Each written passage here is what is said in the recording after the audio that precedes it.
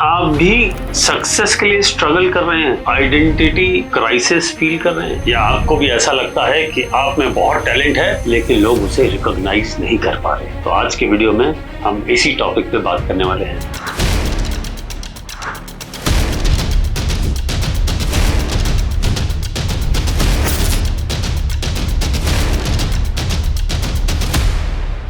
नमस्कार, मेरा नाम है हनीश बग्गा और मैं आपको आचार्य गणेश चैनल पे स्वागत करता हूँ। देखिए, आज का जो टॉपिक है वो बहुत ही इंटरेस्टिंग, बहुत ही जबरदस्त और सबसे ज्यादा काम का टॉपिक है, क्योंकि आज हम बात करने वाले हैं करियर की, आज हम बात करने वाले हैं करियर में सक्सेस की, आज हम बात करने वाले हैं जो सोसाइटी के लोग हैं उनसे आपके संबंधों की, वो आपको कैसे ट्रीट करते हैं, आपके बारे में क्या सोचते हैं, आपकी पर्सनैलिटी कैसी है, आपका एनर्जी लेवल कैसा है। ये इतने सारे टॉपिक एसोसिएटेड है सिर्फ एक प्लेनेट से जिसका नाम है सूर्य। ग्रहों का राजा सूर्य, यानी इस पूरी सृष्टि जिसके अंदर 9 प्राइमरी प्लैनेट हैं और वो सारे के सारे प्लैनेट वो सब किसके चक्कर लगा रहे हैं?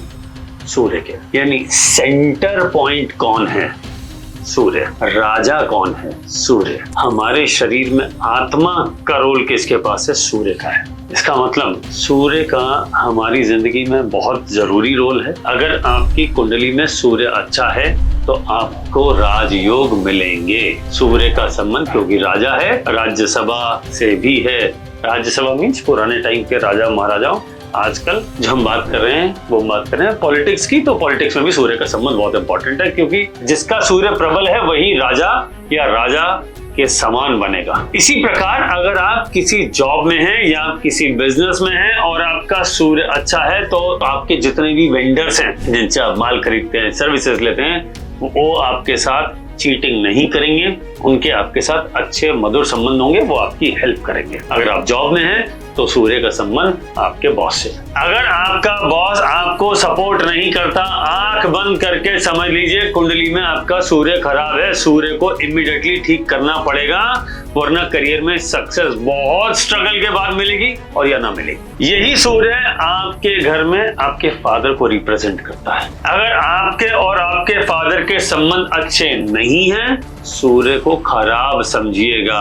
अगर आपको लगता है कि लोग आपसे जलते हैं या आपको लोगों से जलन होती है, मेरे सराउंडिंग में उसके पास ये है, उसके पास ये है, इसके पास ये है, इसके पास ये है, मेरे पास नहीं है, अगर इस तरह की भावना नॉर्मली तो सब में होती है, लेकिन अगर ये नॉर्मल से ज्यादा है तो सूर्य खराब है। और अगर आपकी बॉडी में एसिडिटी या बार बार बुखार का होना होता है या एसिडिटी रहती है, खाने में स्वाद नहीं आता, तो कुंडली में सूर्य को जरूर चेक कर लीजिए, कुंडली में सूर्य खराब है। इसमें से 2-3 सिम्टम भी अगर आपके पास है तो आपको सूर्य पे इमीडिएटली काम करने की जरूरत है। अगर आपको ध्यान हो तो पुराने समय में हमारे फादर्स ये बताते थे कि सुबह सुबह जल्दी उठना चाहिए, सनराइज को देखना चाहिए, उस वक्त नहा के स्नान करके सूर्य को जल देना चाहिए। जब सनराइज होता है, सूर्य की जो लाइट आती है वो आपके लिए बहुत पॉजिटिव वाइब्स लेके आती है। जब आप सूर्य को जल देते हैं तो उस पानी में से वो छन के जब आपके पास लाइट आती है तो आपके पास सारी पॉजिटिविटी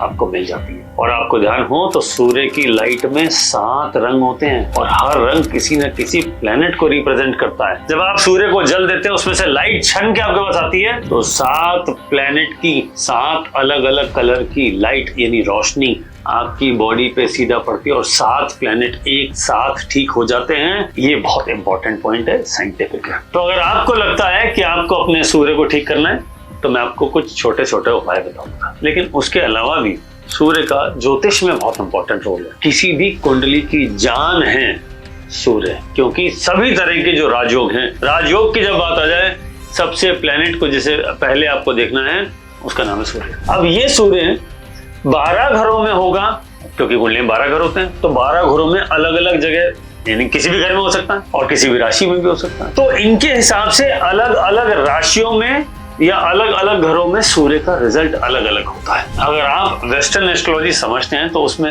ये बताया जाता है कि इस दिन से लेके इस दिन तक आपकी राशि ये होगी, वो सूर्य पे डिपेंडेंट है, चंद्रमा डिपेंडेंट नहीं है। हम वैदिक ज्योतिष की बात करते हैं, इंडियन साइंस की, हम चंद्रमा को बेस लेके चलते हैं। तो सूर्य और चंद्रमा एक्चुअली दोनों बहुत इंपॉर्टेंट है, इन्हीं से तिथियां बनती है। द डिग्री का डिफरेंस 12 का डिफरेंस होता है, एक तिथि बनती है, इस तरीके से तिथियां बनती है। और ये जो एंगल बनता है तिथियों के बदलने का, इसका हमारे जीवन पे सीधा असर आता है और इसी के हिसाब से तय होता है कि सूर्य आपका अच्छा है या खराब है। और दूसरा, हर प्लेनेट अपने गति से घूम रहा है, अर्थ भी घूम रही है, मून भी घूम रहा है और ये सब फाइनली सूर्य के चारों तरफ घूम रहे हैं। तो अर्थ पे रह के सूर्य की तरफ जो हम देखते हैं, सूर्य की जिस लाइट जिस एंगल में पड़ती है और उसके पीछे जो नक्षत्र तारों का जो झुरमट है या जो राशियां पड़ती हैं, वो उसकी एनर्जी को कैरी करके लेके आता है। इसलिए हमें कहते हैं कि आज सूर्य 1 नंबर राशि में, 2 में, 3 में, 6 में, तो उस एंगल से आपके ऊपर सनलाइट पड़ती है और उसके हिसाब से आपका मूड चेंज होता है, आपके एक्शन चेंज होते हैं, आपका एनर्जी लेवल चेंज होता है। इवन वेदर की कंडीशन भी उसी पर डिपेंडेंट है। जब सूर्य हमारे सामने होता है अप्रैल मई जून में, गर्मी का मौसम होता है, जब एंगल थोड़ा टेढ़ा हो जाता है,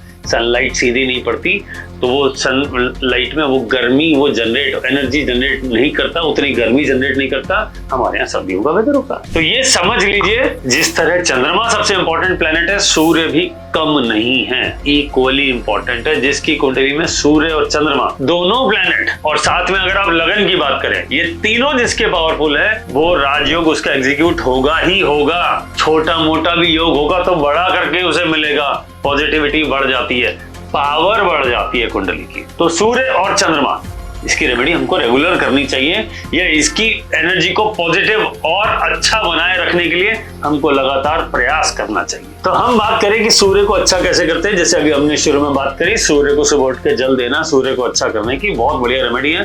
लेकिन मेरा उसके अलावा भी मानना एक है कि अगर आप एक आता है आदित्य हृदय स्रोत, अगर ये 7 बार आप ये पढ़ ले, और अगर 7 बार नहीं पढ़ सकते तो कम से कम संडे को 1 बार तो पढ़ ही ले और इसको अपनी लाइफस्टाइल बना लें। अगर रोज सुबह उठ के नहा के अगर आप 5 मिनट लगता है, 5 से 7 मिनट आदित्य हृदय स्रोत का 1 बार पाठ करने का, अगर आप उसको आदत बना लें और सूर्य को जल दे दें, और अगर आपको लगता है कि आपको जल के साथ आपको पावर भी चाहिए, तो कुछ मीठा जरूर डालें, एक छोटा गुड़ का टुकड़ा जरूर उसमें डाल दें और सूर्य को अर्पण करें। या लाल रंग का फूल उसमें डालें, या आपको ध्यान थोड़ा सा सिंदूर उसमें अपन जिससे मोली लगाते हैं वो इस तरह का वो उसमें डालें और उससे अर्पित करें सूर्य को, तो सूर्य देव प्रसन्न हो जाएंगे। साथ ही सारे प्लेनेट जो सूर्य के चक्कर लगाते हैं, ये भी आपको नेगेटिव रिजल्ट नहीं दे पाएंगे। अजी राजा जिसका दोस्त है उसको किससे डरने की जरूरत है। तो सूर्य को अगर आपने मित्र बना लिया, अपनी कुंडली में पावरफुल बना लिया, तो नेगेटिव योग तो वैसे ही कम एग्जीक्यूट होंगे, क्योंकि बाकी सारे प्लेनेट एक्चुअली तो सूर्य के चक्कर ही लगाते हैं और सेंटर पॉइंट सूर्य है। तो अगर राजा आपका दोस्त है तो आपको छोटे मोटे लोगों से डरने की जरूरत ही क्या है। इसलिए ऋषि मुनियों ने सबने हमेशा ये कहा है कि सूर्य चंद्रमा और लगन कुंडली में 3 चीज को पावर दे दीजिए, बाकी मस्त रहिए, जो मर्जी दशा आए या चली जाए, प्रॉब्लम आएगी अपने आप उसको ठीक करने का रास्ता खुद मिलेगा। ये 2 छोटे छोटे उपाय बताएं, सूर्य को जल देना, आदित्य हृदय स्रोत का जाप करना, ये आपको बहुत बहुत बहुत फायदा देगा। जितना आप ज्यादा गिफ्ट लेंगे लोगों से, आपका सूर्य खराब हो जाएगा, जितना ज्यादा आप गिफ्ट देंगे आपका सूर्य अच्छा हो जाएगा।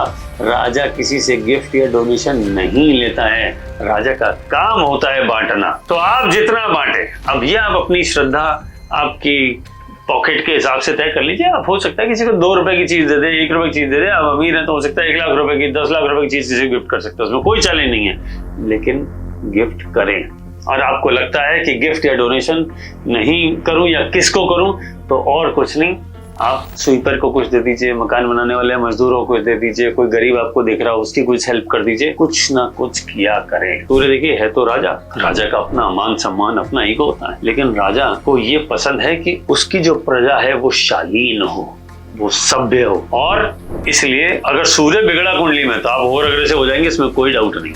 आपका अग्रेशन और ईगो आउट ऑफ कंट्रोल होगा, जिस वजह से बड़ी बड़ी परेशानी आएंगी। तो जैसे जैसे आप झुकेंगे और बांटेंगे और अपने से लोअर लोगों की मदद करेंगे, सूर्य ऑटोमेटिकली आपके लिए पावरफुल हो जाएगा। और ध्यान रखिएगा, शनि जो काल का समय का मालिक है, वो उसी पे ज्यादा बुरा अटैक करता है जो लोग घमंडी होते हैं।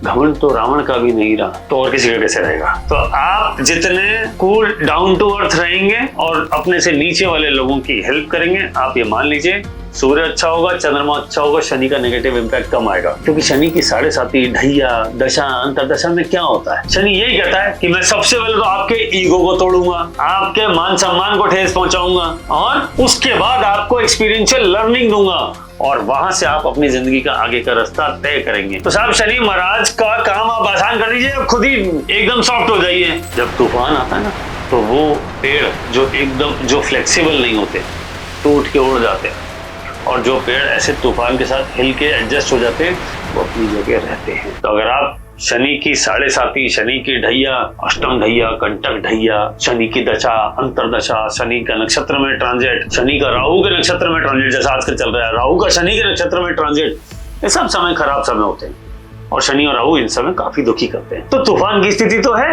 अगर वो है तो थोड़े फ्लेक्सिबल हो जाइए ताकि उखड़ना ना पड़े।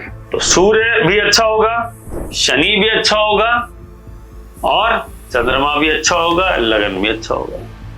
तो overall life will be good. मन की शांति और सक्सेस दोनों एक साथ मिलेंगी सिर्फ सूर्य को ठीक करने से। अगर आपको ये वीडियो पसंद आया हो, आप इसको रिलेट करते हो, आपको लगता हो सूर्य के और भी बहुत सारे उपाय हैं जो आपने किए हैं या आप कर रहे हैं जिससे आपको काफी फायदा मिले, कमेंट में जरूर डालिएगा और देखिएगा इस रेमेडी को, इन चीजों को, इस लाइफस्टाइल को 3 से 6 महीने तक अगर आप लगातार अपनाएंगे तो आपकी जिंदगी में बड़े बड़े परिवर्तन होंगे और वो पॉजिटिविटी की तरफ और सक्सेस की तरफ लेते जाएंगे, हर्डल कम होती जाएगी। ये वीडियो अपने दोस्तों के साथ, रिलेटिव्स के साथ, नियर एंड डियर के साथ शेयर करें और उनकी जिंदगी में भी सक्सेस में भागीदार बने। थैंक यू एंड नमस्कार।